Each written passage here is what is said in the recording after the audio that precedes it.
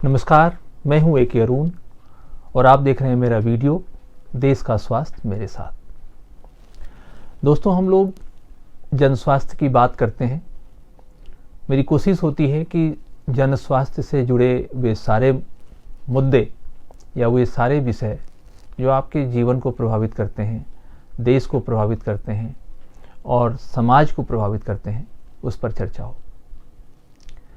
आज हम लोग फिर से एक ऐसे विषय की चर्चा करेंगे जो विषय शुरू से कोरोना संक्रमण के संदर्भ में इस्तेमाल की जा रही है। यानी या आप इसको ऐसे समझें कि इस शब्द का प्रयोग बहुत पहले से ही खास करके इस वायरल संक्रमण के बचाव, उसके उपचार और उससे संबंधित लगभग सभी बातों के साथ जोड़कर किया जा रहा है। ये बात है इम्यूनिटी की। इम्यूनिटी यानी हमारे शरीर की प्रतिरक्षा, यानी हमारे शरीर को रोगों से बचाने की क्षमता।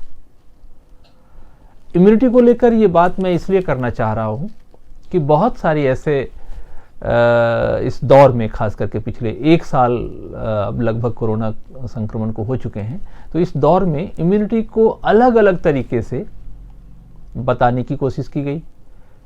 इस शब्द का इस्तेमाल व्यापार के लिए भी किया गया और एक तरह से इम्यूनिटी के बहाने कई बड़ी फार्मा कंपनियों ने जो आजकल पोषण के व्यवसाय में भी लगी हैं, उन्होंने अपने व्यवसाय को आगे बढ़ाने में भी इस इम्यूनिटी शब्द का प्रयोग किया। अब चूंकि बात विज्ञापन की है तो मैं विज्ञापन से ही बात शुरू करता हूँ। अभी हाल ही फिलहाल में लगभग पिछले 5-6 महीनों से, यानी कि जुलाई 2020 के बाद से इम्यूनिटी को शरीर में कोरोना वायरस संक्रमण से बचाने के नाम पर या उसके उपचार के नाम पर काफ़ी उसकी चर्चा की और ख़ास करके कंपनियों ने इसकी चर्चा की। चिकित्सकों से ज़्यादा दवा की कंपनियों ने, फार्मा कंपनियों ने और पोषण बेचने वाली कंपनियों ने उसका इस्तेमाल किया। मैं आपको एक विज्ञापन का जिक्र कर रहा हूँ। एक विज्ञापन था इमामी एग्रोटेक नाम की कंपनी का और उसका विज्ञापन था ये कंपनी खाद्य तेल बेच रही थी और वो कह रही थी कि हमारे इस तेल से हमारे शरीर की, आपके शरीर की रोग निरोधक क्षमता बढ़ेगी, यानी कि आपके शरीर की इम्यूनिटी बढ़ेगी। अब ये कहकर ये कंपनी अपना तेल लॉन्च करती है। उसका टैगलाइन था, अब बनेगा हर निवाला इम्यूनिटी वाला। इस टैगलाइन से इस कंपनी ने अपना तेल बेचा। कंपनी का दावा था कि उसके तेल में कई विटामिन हैं, जैसे vitamin A, vitamin C, vitamin D, vitamin E, omega 3 आदि आदि। तो आप देखिए कि बाद में जब इस पूरे तेल की जांच की गई तो उसमें बहुत सारे ऐसे विटामिन और तत्व उपलब्ध ही नहीं थे जिसका ये कंपनी दावा कर रही थी। ऐसे ही अगस्त 2020 में भारत सरकार की उर्वरक, केंद्रीय रसायन और उर्वरक मंत्रालय ने भी बहुत कम कीमत पर एक विटामिन और माइक्रोन्यूट्रिएंट युक्त उत्पाद को लॉन्च किया और इसको प्रधानमंत्री भारतीय जन औषधि परियोजना के तहत लॉन्च किया गया और जितने भी इस तरह के जन औषधि केंद्र थे जो जेनेरिक दवाइयाँ बेचते हैं, वहाँ से इन उत्पादों को बेचा भी गया। कई कंपनियों ने अपने उत्पाद में इम्यूनिटी के बढ़ाने का दावा किया। उनमें से कई ऐसे उत्पाद थे, जैसे मैं एक आपको बताऊं कि साबुन। एक बहुराष्ट्रीय कंपनी ने अपने साबुन का विज्ञापन ये कह के किया कि उसके साबुन से स्नान करने से शरीर में इम्यूनिटी बढ़ती है। और ये बहुत बड़ी कंपनी है, मैं नाम भी ले सकता हूँ, लेकिन आप समझ सकते हैं एक ज़माने में साबुन के नाम पर या एक ज़माने में आजकल हैंड सैनिटाइजर के नाम पर इस कंपनी का बहुत नाम है। उसने कहा कि उसके उत्पाद का इस्तेमाल करने से शरीर में इम्यूनिटी बढ़ती है, यानी त्वचा की इम्यूनिटी बढ़ती है। और कंपनी का नाम आप जानना चाहेंगे तो मैं बता भी देता हूँ, यूनिलीवर नाम की ये कंपनी बहुत बड़ी मल्टीनेशनल है। बाद में इस कंपनी को फटकार लगी और भारत के दवा नियंत्रक महानिदेशक ने कहा कि इस तरह के भ्रामक विज्ञापनों के सहारे ये कंपनी कैसे अपना प्रचार कर सकती है, और उसको धीरे धीरे वो अपना विज्ञापन वापस लेना पड़ा। तो दोस्तों, मैं आपसे ये जिक्र कर रहा हूँ कि इम्यूनिटी शरीर की एक ऐसी नैसर्गिक ताकत है जो इस तरह के रोगों से हमारे शरीर को बचाती है। और उस इम्यूनिटी के नाम पर कंपनियों के धंधे शुरू हो गए। इसलिए मुझे लगता है कि इम्यूनिटी को हमें ठीक से समझने की ज़रूरत है, और अगर हमने इम्यूनिटी को ठीक से समझ लिया तो हम शायद इन कंपनियों के भ्रामक विज्ञापनों से अपने आप को बचा पाएंगे और हम अपने शरीर को भी सुरक्षित रख पाएंगे। व्यापारिक दृष्टि से अगर आप देखें तो जितने भी इम्यून बूस्टर्स हैं अलग अलग, कोई च्यवनप्राश बेच रहा है, कोई एलोवेरा का जूस बेच रहा है, कोई मल्टीविटामिन कैप्सूल्स टैबलेट के रूप में बेच रहा है, कोई सिरप बेच रहा है, इन सब चीज़ों को अगर मिलाकर देखें तो पूरी दुनिया में इम्यून बूस्टर्स का जो बाज़ार है, जिसको ग्लोबल मार्केट कहते हैं, वो 25 अरब डॉलर का है। आप अंदाज़ा लगाएं कितना बड़ा बाज़ार है। बाज़ार में इम्यून बूस्टर के नाम पर विटामिन बिक रहे हैं, आयुर्वेदिक दवाइयाँ बिक रही हैं, होम्योपैथी की भी दवाइयाँ हैं, यूनानी की भी दवाइयाँ हैं, एलोपैथी की तो खैर सारे विटामिन और मल्टीनेशनल्स को इम्यून बूस्टर का नाम दे दिया गया। इस तरह से ये बाज़ार खड़ा हुआ। इम्यूनिटी कहीं नहीं दिखी, लेकिन इम्यूनिटी का बाज़ार खड़ा हो गया। विगत वर्ष यानी कि कोरोना संक्रमण काल के दौरान मई के बाद से अभी तक ऐसे बहुत सारे प्रचलित अप्रचलित कंपनियां इम्यून बूस्टर्स के नाम पे बाजार में देखी गई। बेंगलुरु के इंडियन इंस्टीट्यूट ऑफ साइंस के प्रोफेसर और वैज्ञानिक इस बात से सहमत नहीं हैं कि दवा, कैप्सूल्स या गोलियां खाने से इम्यूनिटी बढ़ती है। उन्होंने बहुत साफ साफ अपने प्रयोगों में और वो उनके शोध लेखों में इस बात का जिक्र है। ऐसे ही पुणे का Indian institute of science, education and research के वैज्ञानिकों ने भी कहा कि किसी भी तत्व को इम्यूनिटी या किसी खास एक विटामिन को इम्यूनिटी बढ़ाने वाला तत्व नहीं कहा जा सकता। यह कल्पना भी मुश्किल है कि इम्यूनिटी जो है वो बढ़ाई भी जा सकती है। कई वैज्ञानिक तो ये कह रहे हैं कि इम्यूनिटी बढ़ाई ही नहीं जा सकती। ये हमारे शरीर की एक नैसर्गिक प्रक्रिया है और नैसर्गिक रूप से, प्राकृतिक रूप से हर व्यक्ति के शरीर में एक इम्यूनिटी होती है, एक रेसिस्टेंस होता है जो बीमारी से हमारे शरीर को बचाता है। बेंगलुरु के ही centre for infectious disease research के वैज्ञानिक कहते हैं कि इम्यूनिटी बढ़ाने वाला तत्व ज़्यादा से ज़्यादा आपके शरीर को थोड़ा सा एक्टिवेट कर सकता है, उसमें थोड़ी स्फूर्ति प्रदान कर सकता है, लेकिन ये आपके शरीर में कोई बाहर से कुछ खा पी कर आप अपनी इम्यूनिटी बढ़ाना चाहते हैं तो वो ऐसा संभव नहीं है। मैं यहाँ एक जिक्र करना चाहूँगा कि सन 1908 में चिकित्सा विज्ञान का नोबेल पुरस्कार मिला था प्रोफेसर इलिया मेचनिकोव और पॉल एलरिच को। इन लोगों ने भी साफ साफ कहा था, जबकि इन लोगों का काम इम्यूनिटी पे है, इन लोगों ने भी साफ साफ कहा था कि इम्यूनिटी वास्तव में प्राकृतिक रूप से मनुष्य के शरीर में आती है, किसी भी जीव के शरीर में आती है। तो आप इससे अंदाजा लगाएं कि इम्यूनिटी के बारे में जो मूल अवधारणा है वो ज़्यादातर प्राकृतिक है। हालांकि इम्यूनिटी को जब आप डिफाइन करेंगे तो उसमें इनहेरेंट इम्यूनिटी होती है, कुछ एडॉप्ट की जाती है इम्यूनिटी, उस तरह की सारी बातें आती हैं, लेकिन मूल रूप से हमारे शरीर की जो अंदरूनी ताकत है, रोग से लड़ने की जो क्षमता है, वो प्राकृतिक है। हमारे शरीर का जो इम्यून सिस्टम है वो अपने अंदर अपने और पराये का भेद कर लेता है। उसको पता है कि ये फॉरेन मैटर है, बैक्टीरिया है या वायरस है या कोई फंगस है या कोई भी माइक्रो या मैक्रो ऑर्गेनिज्म है, वो उसको पहचान लेता है और उसको अपने तरीके से उसको काउंटर करता है। शरीर के अंदर जितने भी हमारे सेंसरी ऑर्गन्स हैं, त्वचा है, टिश्यूज़ हैं, ब्लड है, उसके कंपोनेंट्स हैं, म्यूकस मेम्ब्रेन्स हैं, मुंह में, नाक में, कान में, सब ये सब बाहरी तत्वों को रोक देते हैं। उनको आप देखेंगे कि जैसे ही कोई कीड़ा आपके आंख में आएगा, आपकी आंखों से आंसू निकलने लगता है। अगर आपके मुंह में कुछ भी सटता है तो आपके मुंह से सलाइवा निकलने लगता है। त्वचा पर अगर कोई इस तरह का जहरीला कीड़ा टकराता है तो आपकी त्वचा लाल हो जाती है, उसमें इचिंग, जलन होती है, उसमें खुजली होने लगती है। तो ये सब त्वचा के या ये हमारे बॉडी के म्यूकस मेम्ब्रेन के, हमारे शरीर के जो बाहरी तत्व हैं जो रेसिस्टेंस पैदा करते हैं, उन बाहरी तत्वों को शरीर में आने से रोकते हैं, वो अपनी प्रतिक्रिया देते हैं। तो ये एक परिस्थिति होती है जिन परिस्थितियों में बाहर के तत्वों को शरीर में प्रवेश नहीं मिल पाता और हमारा शरीर किसी भी संक्रमण से बच जाता है। ये तो एक मैक्रो ऑर्गेनिजम्स की बात है, लेकिन जब माइक्रो ऑर्गेनिजम्स हमारे शरीर में नाक के माध्यम से, मुंह के माध्यम से या किसी भी तरीके से ब्लड स्ट्रीम के जरिए अगर वो हमारे शरीर में प्रवेश करता है तो भी ऐसी ही प्रतिक्रिया होती है और शरीर उसके साथ जूझता है। उसके बीच में जो फाइट होती है, उस फाइट की वजह से बुखार के लक्षण आते हैं।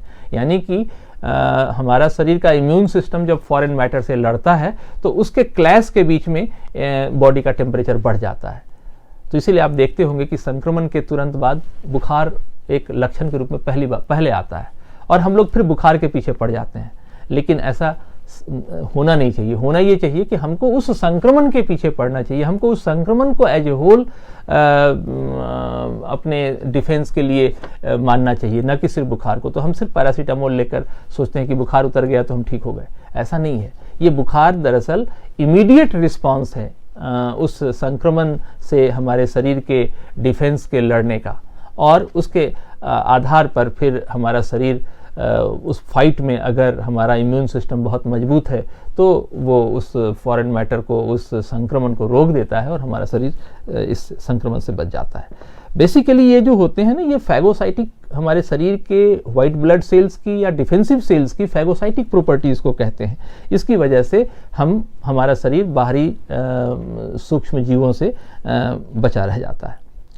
एक्चुअली हमारे इम्यून सिस्टम में कुछ विशेष कोशिकाएं होती है, इसको आप बी सेल्स, टी सेल्स के नाम से जानते हैं, और यही सेल इस तरह की प्रक्रिया में अपनी भूमिका निभाते हैं। ये जो सेल्स होते हैं, बेसिकली जो बी कोशिकाएं होती हैं, उसको विशिष्ट इम्यूनोग्लोबिन यानी कि आईजी या एंटीबॉडीज़ का निर्माण करने वाले तत्व के रूप में हम जानते हैं। यही एंटीबॉडीज रोगाणुओं के एंटीजन के साथ मिलकर उसको नष्ट कर देते हैं और हमारे शरीर को संक्रमण से बचाते हैं।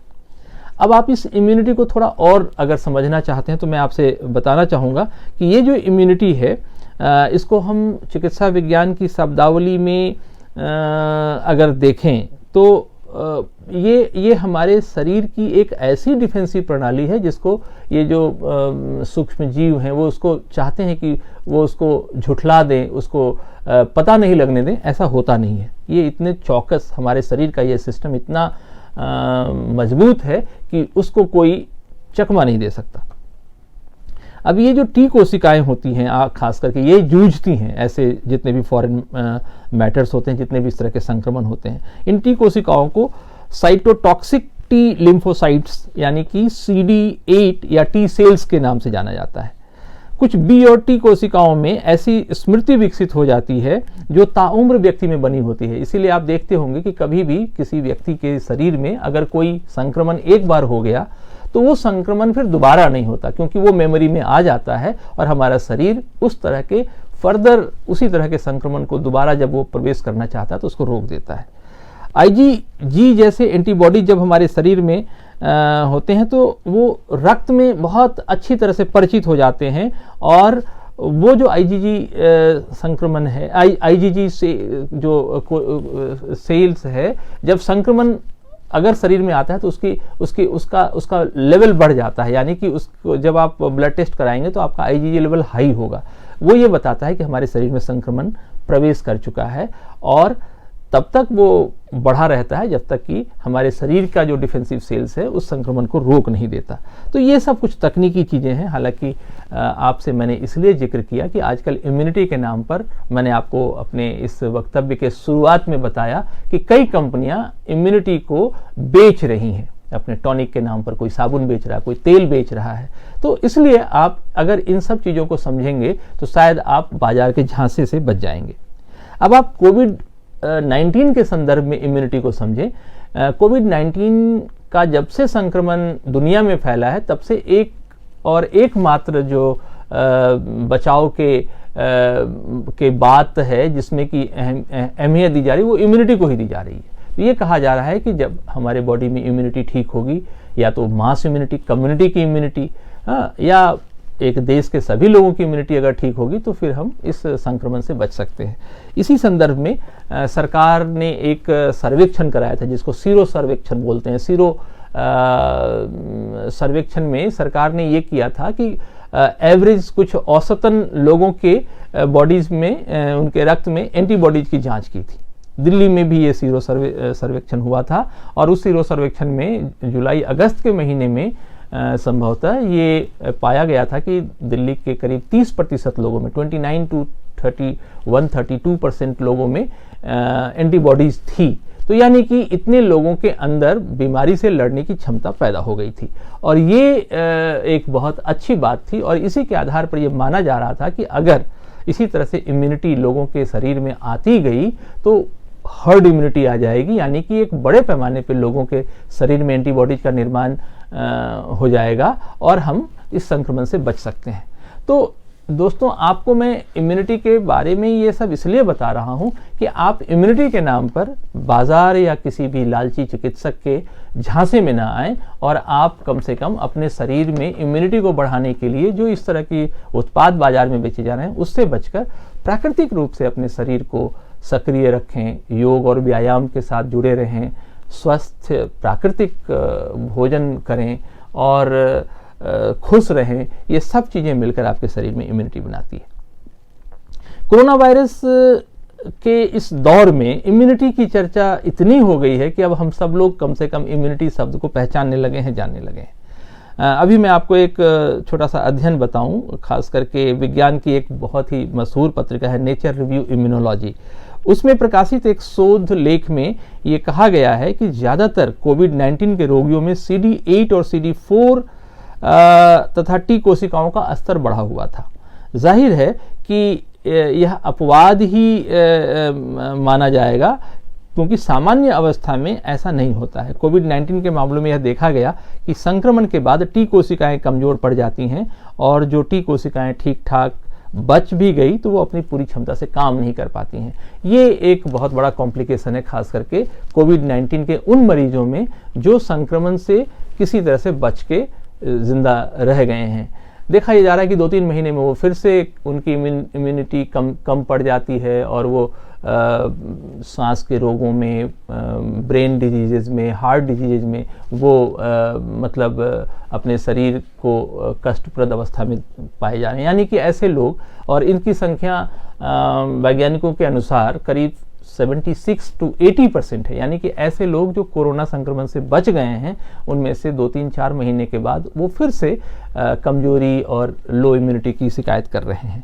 तो ये एक पक्ष है जिसको हमको ध्यान में रखना चाहिए, और यहाँ मैं उन लोगों से अपील करना चाहूँगा, उनको मैं आगाह करना चाहूँगा कि जो लोग भी कोरोना संक्रमण से उबर कर आए हैं वो कम से कम अपने शरीर की इम्यूनिटी को बढ़ाने के लिए तमाम वो प्राकृतिक उपाय करें, जिससे आपका शरीर ज़्यादा से ज़्यादा स्वस्थ रह सकता है। और जितना शरीर आपका स्वस्थ होगा उतनी ही उसमें खास करके इम्यूनिटी को बढ़ाने वाले तत्व मौजूद होंगे, हमारे बॉडी का डिफेंस मजबूत होगा।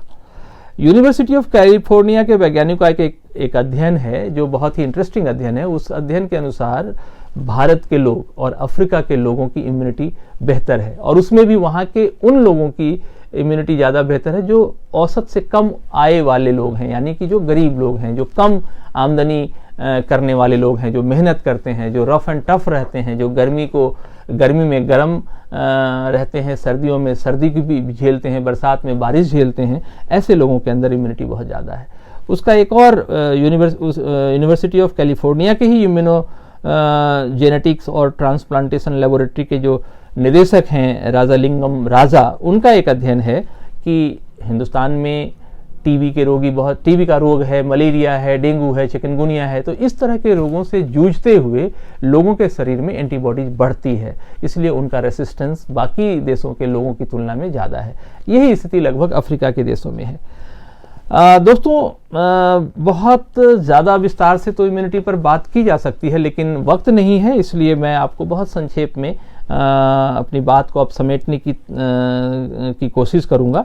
जीव विज्ञान में एक शब्द है जिसको हाइजीन हाइपोथेसिस कहते हैं। हाइजीन हाइपोथेसिस के अनुसार, यानी कि इस कॉन्सेप्ट के अनुसार, रोगाणुओं के शुरुआती और लंबे संपर्क प्रतिरोधी कोशिकाओं को जागृत करते हैं।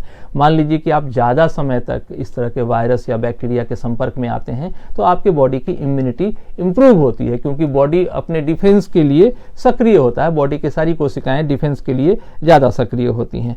तो इसलिए प्रामाणिक रूप से तो ये नहीं कहा जा सकता, लेकिन ज़्यादातर मामलों में देखा यह गया है कि कुछ व्यक्तियों का इम्यून रिस्पॉन्स अन्य व्यक्तियों की तुलना में ज़्यादा सशक्त होता है, क्योंकि कहते हैं ना कि जो बहुत जूझता है वो बहुत रेसिस्टेंस प्राप्त कर लेता है। तो ये बात सही भी है और मुझे लगता है कि इन सब बातों के मद्देनज़र हमें ये ध्यान रखना चाहिए। और अगर हम अपने इस विषय को समेटते हुए अगर हम इसका संक्षेप में इसका निचोड़ निकालें तो पूरे वक्तव्य का निचोड़ ये है कि जो सबसे अच्छी इम्यूनिटी है वो नेचुरल होती है, वो एडॉप्टिव तो होती है, एडॉप्टिव इम्यूनिटी होती है, लेकिन उससे भी बेहतर जो हमारी नैसर्गिक इम्यूनिटी है, जो हमारी प्राकृतिक इम्यूनिटी है, जो हमारा हमें हमारे पीढ़ियों से, हमारे पूर्वजों से मिलता है, उस इम्यूनिटी पर हमको ज़्यादा भरोसा करना चाहिए। और उस इम्यूनिटी को बचाए रखने के लिए हमें एक हेल्दी लाइफस्टाइल को फॉलो करते रहना चाहिए। कभी भी लापरवाही में अपनी इम्यूनिटी को खोना नहीं चाहिए। लगातार बार बार आप बीमार पड़ेंगे, लगातार आप परेशान होंगे, लगातार आप बीमारी के झटके झेलेंगे तो आपकी इम्यूनिटी घटेगी। वो आपका जो बैंक बैलेंस है, आपके शरीर में जो सेहत का बैंक बैलेंस है वो घटता जाएगा और आपका शरीर कमज़ोर पड़ेगा। तो दोस्तों, आने वाला दौर जो है वो वायरस और बैक्टीरिया के बीमारियों का दौर है, क्योंकि आप देख रहे हैं कि पिछले 1 साल से लगभग हम सब परेशान हैं। हमारे रोज़गार प्रभावित हुए हैं, हमारी सारी गतिविधियां प्रभावित हुई हैं और उसके लिए हम में से जिनकी इम्यूनिटी बहुत अच्छी है वो तो बचे हुए हैं, लेकिन जिनकी इम्यूनिटी बहुत कमज़ोर है या कॉम्प्रोमाइज्ड है वो बीमारी के चंगुल में फंसे हैं। तो हम कोशिश करें कि हम अपनी इम्यूनिटी बचाए रखें ताकि आने वाले समय में बीमारी की चुनौतियों से हमारा शरीर बेहतर तरीके से जूझ सके। आज के इस वीडियो में इतना ही। अगले हफ्ते जब मैं आपसे इसी विषय पर या दूसरे किसी ज़रूरी महत्वपूर्ण विषय पर चर्चा करूंगा तो कुछ और नई जानकारियाँ साझा करूंगा। तब तक के लिए आप अपना ख्याल रखिए। कोरोना वायरस का खतरा अभी टला नहीं है, बच के रहिए और अपने शरीर को भी बचाइए, अपने परिवार को बचाइए, समाज को बचाइए और देश को बचाइए।